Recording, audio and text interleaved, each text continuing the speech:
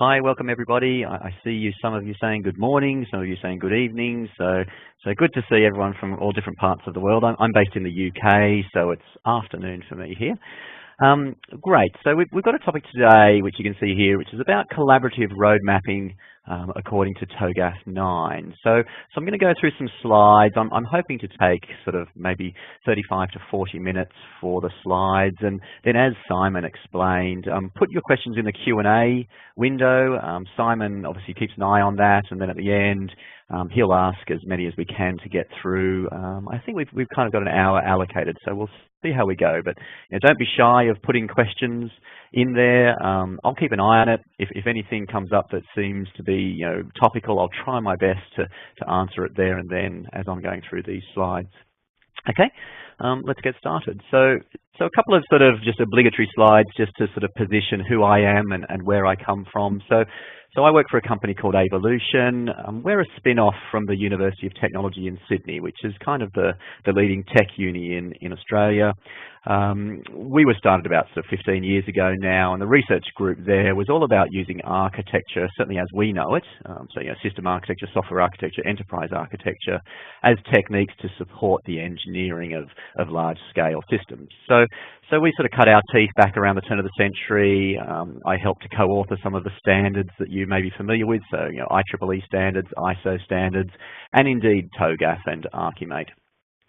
We provide a tool called ABACUS, so it's one of the leading tools when you look at sort of enterprise architecture as a marketplace, and it's TOGAF and ArchiMate certified. Lots of clients, and as I sort of alluded, we're members of the architecture and the ArchiMate forums. I've personally been involved in helping to shape the TOGAF next version, as we're allowed to call it, and of course ArchiMate 3.0, which should be out I think in about a month's time. So I've got a very good experience with all the different standards, and obviously can answer questions about those as well if people have any questions on that. As a company, we're spread around the world, six different offices. I'm based out of the London office, so you can probably tell my accent. I originally started down in Sydney there, but now I'm based up here in the UK. Right, that's the background. Now I know you can't fire your questions in there because I presume Simon's muted you all, or we'd end up with lots of crosstalk. So there's the question. I'm sure you can read that, but if you were posed this question, which is you're a multinational business and you could only ask one thing from the EA team, what would it be? Okay, so it's really posing the question to see what do we, if we cut to the chase, what do we think is the kind of most critical thing that an enterprise architecture team should be doing? Now, of course, we would say things like, well, they should be doing things of value, and we can all make statements about that to make sure they stay in a job. But from a functional or technical point of view, what is it that they should be doing? And so I'd kind of question each of you to think about that. I would, if I was presenting this and you had a chance, I'd sort of show of hands and I'd take feedback. So have a think for a second and think what you might say. Feel free to throw it into the chat window or into the Q&A window what it could be, and then I will pose the answer. Okay, so can I see any questions coming in, any ideas coming in? You're all probably diving to try and find where the Q&A window is. I think it's up in the top there in the panel for each of you. Anyway, I'll jump to what I think it could be. Roadmaps. Probably given it away by the title of the presentation. Of course, there's many other things we can do, and I can see some people talking about reducing cost and stuff like that. So about roadmaps, and I would absolutely advocate that these roadmaps shouldn't just be pretty pictures. They should be numerical, so they should talk about things like cost, and they should talk about goals, and that's what I'll look into today. And obviously, they should be something that everyone's collaborating on. So EA, is that becoming more and more about roadmaps? I think it is. Now, we're here to talk about, obviously, the open group stuff. So when you look at TOGAF, TOGAF has a reasonable amount to say about roadmaps. So, there's 700 odd pages in there. So not surprisingly, you'll get a few keyword hits when you type the word roadmap into it. It's defined in Chapter 3 as this. So it's basically an abstracted plan, okay, for change, okay, across multiple disciplines over multiple years, okay. What we've definitely seen when we've looked into this is the one thing that everybody can agree on about a roadmap is it should have some concept of time. Okay, there's not too much more than that people agree on about roadmaps, and we start getting into the blurred line between the difference between a roadmap and a plan, the difference between a roadmap and a life cycle. So these are all words that get a bit mixed, but needless to say, TOGAF's got a precise definition there, and absolutely it talks about change over time. Okay, so that's the definition for a bit of grounding. When you look into it more deeply, and I've given previous webinars for the open group about what is road mapping in detail. So this slide here is actually a summary slide from a previous webinar I've done, so I'm sure you can go and find that in the open group community, or we can of course send you the slides for it. So it really talks in detail about each of these aspects. So TOGAF talks about a roadmap could be a list of work packages. Now we know work packages is one of the entities in the content meta model. Okay, it talks about a context diagram, which is of course one of the artifacts. I'm being very precise about the terms here, as according to part 4 of the TOGAF standard. So that's one of the views, or one of the the kind of the pictures that you may produce. So a context diagram. Okay, they talk about what's called a business value matrix, which actually is a bubble chart. Okay, so that's another one of the artifacts that you could produce. They talk about using some date properties, so you've got different attributes on the entities, so of course you can start to do Gantt charts and things like that. And bottom line, the first roadmap you come up with should be done in the preliminary phase, and it talks about the implementation and migration plan. So it's like version 0.1, or the first draft of the implementation and migration plan. Okay, so there's lots of different ideas that are thrown out there from TOGAF. I certainly believe we can be more prescriptive than that.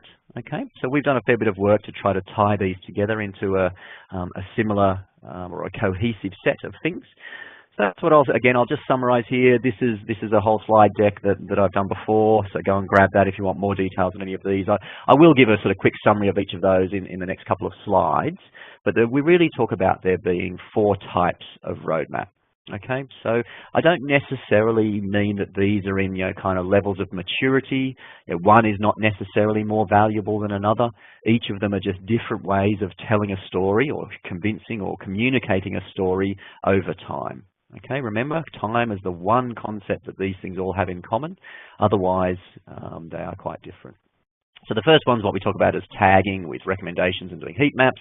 I'll talk about that in more detail. Then a life cycle concept, doing Gantt charts. A ripple effect, which is where you really get into the project planning side of things, or the PPM side of things. And then a multiple architectures one, which is the one that I'm going to spend most of my time talking about today, because it really starts getting into the nub of how TOGAF gives some really world-leading advice on how you can do a road mapping approach. Okay, so I can see some questions coming in. So this is being recorded. That's the first thing. The presentation is being recorded, so you can obviously share the link with your colleagues. The slides, I'm absolutely happy to provide the slides to anyone who requests it. So I'll give my contact details at the end. If you just drop me an email, or of course contact Simon and ask for them, Simon will forward those on to me as well. So absolutely, you can get a copy of these slides, but of course the recording will be done as well. Okay, so a type 1 roadmap, I describe that as tagging with recommendation and heat maps. So it's really the what. Okay, in TOGAF, or certainly in various other methodologies, they talk about different methods that you can use. You have heard of the time approach, tolerate, invest, migrate, eliminate. There's a one called the 4 R's. I've seen that taken to some pretty good capabilities, indeed 7 R's, but we talk at least as a retain, redesign, refresh, retire. So they're essentially making a recommendation about the future, right? So something to do with time. We're saying that for this particular thing in the portfolio, we're going to retain it, or we need to eliminate it, or we need to refresh it. So it's talking about the future state of something. Most commonly that's shown as a heat map. Okay, so you start coloring your business capability maps, or your application landscapes. Any of the different artifacts you're producing start to get colors. Typically, red, of course, is implying either a large amount of change, or potentially something's being eliminated. Okay, so you have your red, amber, green, all of that classic, traffic light, RAG status side of things. It also does cover the idea around doing bubble charts, and you remember that even in TOGAF there's what's called a business value matrix, and that's actually a picture down the bottom right of the example one they give in the standard. It has well, essentially 4 dimensions on there. So vertically, we talk about value, so business value. Each of these bubbles is a work package, so it's a project. Horizontally is risk, so you've got risk versus value. Then you've got the size of each bubble is essentially the project size, which is most typically cost. And when you look at the color, it's essentially a status indicator. So you can see, if you can read in very fine print there, it talks about whether a project is on target in green, whether it's at risk in orange, or whether it's in trouble at red. So your classic RAG status for in this case, projects. Okay. I did mention about TOGAF next version. So TOGAF has all of the attributes on the work packages are sympathetic to being able to produce this type of view. Okay, so absolutely, if you're following the TOGAF content meta model, you'll be able to produce this type of bubble chart as one of the artifacts that you're doing in your work. And I would advocate that is our roadmap. It's talking about the future. It's talking about different disciplines or different domains and how they are going to change over time. Okay. Anyway, that's just what we call a type 1. Okay, so type 2 is where we're looking at lifecycle properties and Gantt charts. So the first one was about a what. This is now a when, and indeed to some degree a bit of a how, but needs to say at least a when. Okay, it's aspirational. Okay, so it starts talking about, well, we aspire or we aim to retire some business capability at a certain time in the future, or we aim to acquire some new capability or application or technology at a certain time in the future. So it's really just aspirational. I don't want people to think that it's a fully planned roadmap. It is more or less an aspirational communication tool. To do it, of course, all you need is date properties. So as long as you talk about when something goes into production or something goes end of life, it's your ability to do that, and you can see that already. The meta model does define some of those attributes, so the creation, when it was last reviewed, when it's next going to be reviewed, and when something's going to be retired. So people talk about that usually as a life cycle or from cradle to grave.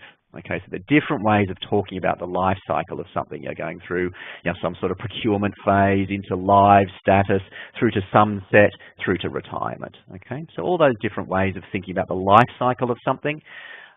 You can take these properties from standards. You would know that TOGAF has what's called the standards information base, and that's a whole collection of thousands of standards with dates and compliance and approvals on them.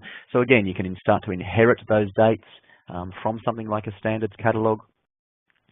And I would always pose the question, is this a roadmap or a plan? When you talk to most people, they'll usually talk about it as a plan. It's basically just talking about how we plan to have things changing over time. Okay, it's not really so much a roadmap.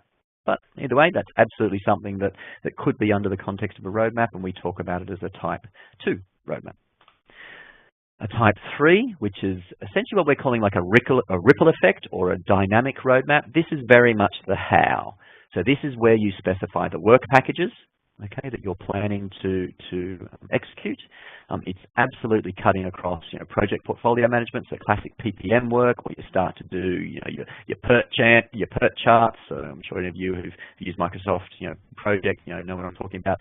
So all the dependency modeling, the ability to understand, what things are dependent on each other, which work package comes after which. Are they start to start linked? Are they end to start linked? All those sort of dependencies that you do. It's fundamentally a how model, and then you get the ability to ripple effect. So of course, if one work package is delayed and it has some subsequent dependencies, then those dependencies are delayed, which allows you to make critical path modeling, which is what that picture down the bottom right there is. It's talking about a critical path. Is that red path currently as the list of work packages that you're working to.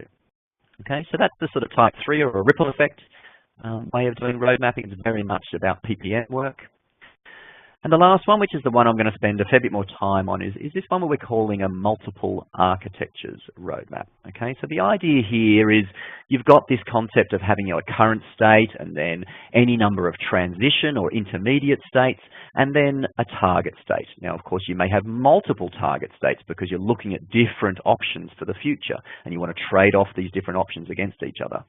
But the work packages are essentially the things that form the delta or the difference between any of these different architectures. So absolutely, you might talk about to get from the current state to an intermediate architecture requires a list of work packages to have been completed.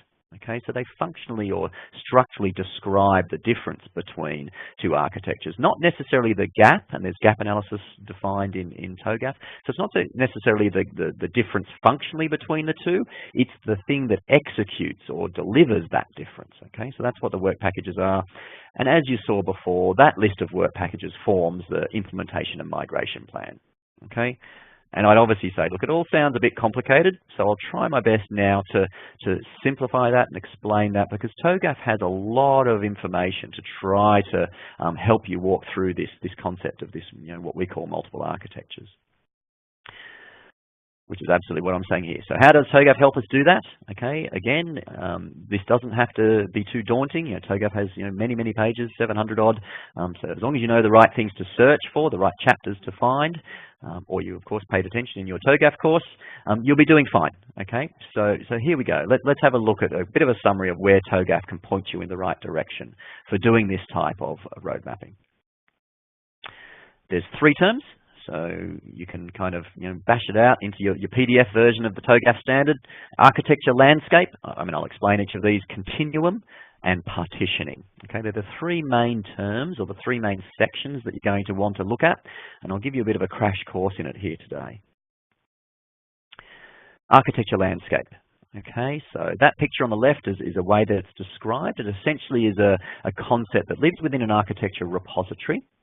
Okay, it is the link between the, it obviously uses the meta model, so we know that as the content meta model. It is the description, and as you can see on the right here, it's the description of all of the different architectures, okay, over particular points in time. So remember we were talking about current and transition and intermediate and target. All of these concepts are all architectures that exist within the architecture landscape. So it is the collection of architectures. Okay, that's what it is. Now these architectures exist at different levels of abstraction, and I'll talk through this, and we can talk about different points in time, current versus intermediate versus future. So it's a collection of architectures, though, is what's referred to as the architecture landscape. Okay. In the architecture landscape, in the standard, it talks about 3 levels. It talks about a strategic architecture, which is essentially something that doesn't change very much, and it's absolutely at the executive level. So this is your core strategic description about where we want to be in 10 years' time or something like that. So it's a much more stable set of architectures, or at least an architecture. You then have segment architectures, which are essentially specific about an individual domain or an individual transformation that's happening, or an individual organizational unit. So there's some kind of high-level context or cohesion to what's in one of these segment architectures, and I'll talk about these in detail. Ultimately down to what are referred to as capability architectures. Okay, so when you start thinking about service-oriented architecture and things like that, it's fundamentally the roadmaps, as it says here, about realizing individual capabilities.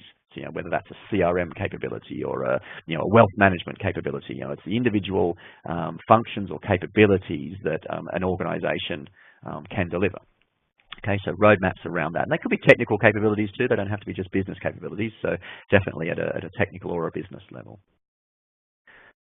That's the picture that's in the standard, okay, that hopefully kind of puts that into context. So you can see, of course, you've got at least a strategic architecture, then multiple segment architectures, which then, are multiple capability architectures. So that's that vertical dimension where we talk about, the levels of abstraction. Okay, and then obviously they change over time. Okay, so that's the idea, to say that your strategy changes over time, albeit not as quickly or as fast as something like a capability architecture. Some capabilities you might spin up and use them for only 3 months and then throw them away again. Okay, so absolutely, it's the levels of abstraction also have some sort of relationship to the frequency within which, or the volatility around each of these levels of architecture. Okay, so the question, of course, well, where do you start? Is it a classic top-down? Is it bottom-up, inside out, outside in, outside out? All these different phrases you hear about. Philosophically, what's the way to skin this cat? How do we divide this problem up into solvable pieces, into some order? The short answer is there's not really always going to be one way to do this. Okay, it depends on the questions you have at hand. You know, obviously, if you're doing you've been asked to do a 20-year roadmap for the delivery of capabilities for a submarine or something like that. You know, where do we want to be in 20 years' time for our defence capability? That's going to be a much more top-down approach. Okay, but if you're doing more tactical things that are looking at eliminating some redundant capabilities and provisioning some new ones, that's going to be a lot more middle out or bottom up. So it really does depend on the question you're trying to answer. And that's guided by what in TOGAF is called the continuum. Okay, so fundamentally, at what level of abstraction are you trying to answer the question in your enterprise? So it's called the continuum. Okay, there's different continuums. When you do the search for continuum, there is what's called the enterprise continuum, which is not what I'm talking about here. I'm talking about the architecture continuum. Okay, so absolutely, that's, as it says here, an ability or a way to divide up your architecture landscape or the architectures that you have within there according to different levels of abstraction. Okay, so it's a consistent way to talk about generic architectures through to specific architectures. So you have an ability to be able to translate or refine from a generic to concrete or abstract from a concrete to generic. Okay, so it gives you a hopefully reuse. It gives you the ability to identify areas that are common. So obviously you start talking about shared services, you talk about business reference models, okay, so any of these things become more generic architectures that more specific architectures can use. So when we talk about a capability architecture, it may be inheriting or exploiting generic architectures that come from your segment architectures. Okay, so absolutely this concept of reference architectures through to specific architectures or capability architectures is covered by what's called the architecture continuum. Okay, that's great. That's some theory. So as you can see here, yeah, great. So Tim's obviously talking a lot of theory here. So really, where do you start? What do we say? Well, thankfully, TOGAF again has some advice on that, and it's what's called partitions. Okay, now these words I'm sure mean lots of things to different people, but it's very precisely defined in the standard. And a partition is fundamentally a boundary. So let's have a look at how you define these boundaries, what criteria you can use to do this. Okay, I can see, so that, I mean, there's lots of people. I just want a bit of a quick time check. So I'm going to present for a little while longer. If you've got any questions, throw them in the Q&A window that you probably see at the top there in your panel. We'll leave enough time at the end to address some of those. If I don't get through all the questions today, then Simon and I will get you answers to each of them subsequently. If you want a copy of these slides, I'm happy to provide the slides, so drop me an email. I'll leave my contact details at the end, or reach out to Simon and he can forward them through to me. So absolutely, I can provide these slides. The session is being recorded. So if I'm talking too fast, apologies for that. Needless to say, you can download the video, you can share it with your colleagues, you can watch it over again, and hopefully get some more value. Okay, so back to the content. So criteria, there's broadly defined 4. If you remember that picture we described before, it had the kind of 3 dimensions to it, right? So it had breadth, which is essentially, of course, what sort of coverage do we have around something. So if we're talking segment architectures, which segments of the business and all that sort of stuff. We talk depth, okay, that's essentially the levels, all right? So that's as you go deeper and deeper down, so from more generic to more specific, okay? Time is, of course, over time, how things change. You'd be familiar with the basic architecture development method in TOGAF, which talks about, at least come up with your baseline architecture and then think of, at least one target architecture.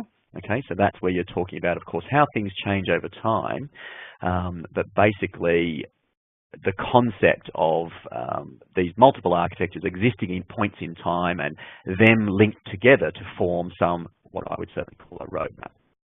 And the last dimension is that recency one, which is about that kind of volatility, essentially how accurate is something, how up to date is something. Okay, so absolutely, does something have a bit of staleness to it? How old is it? So that's another criteria that you can use to sort of partition and think about, of course, targeting the areas that are most in need of some refresh. Okay, and most, either the oldest ones or certainly the ones that are being most dynamically accessed. Okay, I can see some of the questions coming in talking about road mapping, so I'm not sure if you were on at the start of the call, but I've done a very extensive previous webinar about road mapping in particular, and I've shown different examples of road maps, lots of examples from lots of real-world clients. So reach out to me using the email address at the end I'll give you, and I can provide the slides for that has absolutely many different examples of lots of different types of roadmaps. Okay, so I'm not covering that today. Apologies, I didn't have enough time, but I've covered that before. So yep, so drop me a note. I can provide you all the information about that. All right, so let's have a look at partitions in more detail. So they're obviously a way to simplify things or to hopefully divide and conquer. Okay, so they're partitioned because, of course, different units conflict with each other, and so you're going to need to do your separation of concerns and start to divide, work up, and then, of course, manage the intersection or manage the conflicts between the different areas you're looking at. Okay, but you do want each person to work clearly on their demarcated area.